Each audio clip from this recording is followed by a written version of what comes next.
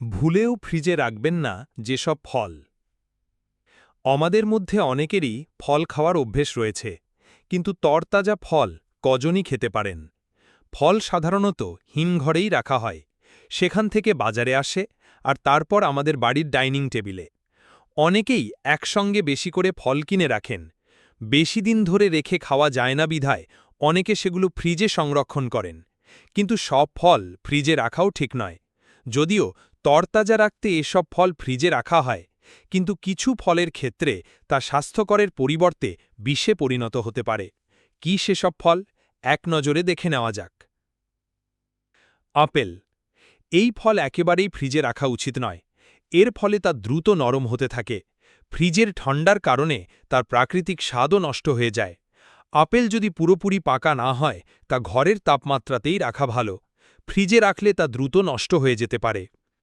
আম। এখন আমের মৌসুম, তাই প্রায় সবার ঘরেই ফলের রাজার দেখা পাওয়া যায়।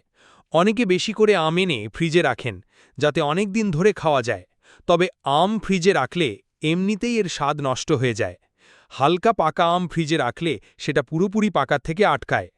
আমও ঘরের তাপমাত্রাতেই রাখা ভালো। অনারস। আরও একটি ফল একেবারেই ফ্রিজে রাখা উচিত নয়, আর তা হল আনারস। এর প্রাকৃতিক স্বাদ ও রসালো বিষয়টা নষ্ট হয়ে যেতে পারে। তবে এই ফল একমাত্র কাটা অবস্থাতেই ফ্রিজে রাখা যেতে পারে। কমলালেবু। এই ফল কিছু সময়ের জন্য ফ্রিজে রাখা যেতে পারে, তবে বেশি সময় রাখলে এর প্রাকৃতিক গুণ, স্বাদ সবই নষ্ট হয়ে যেতে পারে। বরং কমলালেবুকে যদি ফ্রিজ ছাড়া অন্য কোনো ঠান্ডা জায়গায় রাখা যায় তাহলে ভালো। পেঁপে।